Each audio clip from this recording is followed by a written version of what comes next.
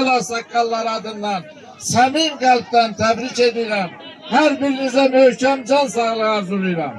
Əziz Cəbrayıllar, siz bilirsiniz ki, yani bütövlükdə Cəbrayıl çox ağır illər yaşayıb bu 30 ildə. Çox ağır illər, ağır günlər, evindən, eşiğindən didərgin düşən Cəbrayılılar 30 il zulüm çəkiblər. Ama Allah sana şükür, indi torpağımız işgaldan azad olup, Azerbaycan ordusu düşmanı dövüş bölgesinde darmadağın dağıttı. Hakikaten bu belədir. Ve elə ona göre de düşman mahvolarak it kimi dövüş bölgesinden kovuldu. Yani bu işleri mahvediblər. Hadrut'un 12 kəndini darmadağın dağıdıblar. Büyünəsi həmin Cəbrayıldır ki buradadılar. O Cəbrayıldır ki 5000'e kadar şehit verdi. Allah her ölenlerimizin hamısına gani rahmet eylesin. Burada indi yoldaşlar da danışacak. Benim sizden biraz sakal kimi xahişim odur ki. Lideri dünyaya beyan elədi ki biz torpağımızın yiyəsi olacağız. Sözümüzün sahibi ve dünya halklarına da sülh elan edirik. Bu Azerbaycan siyasetinin birbaşa esas xəttidir.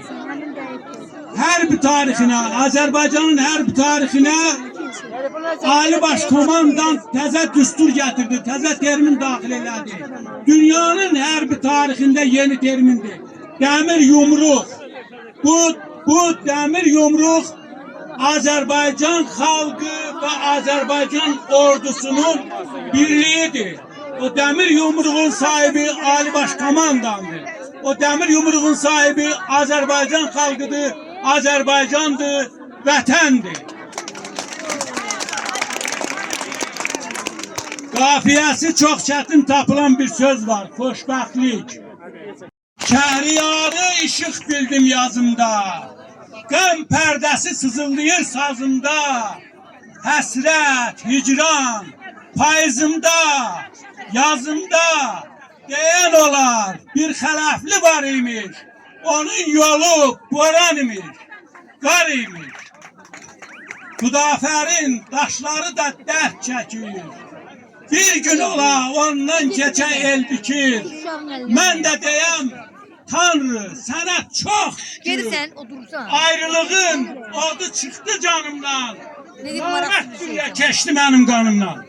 Allah mübarək eləsin, buyurun.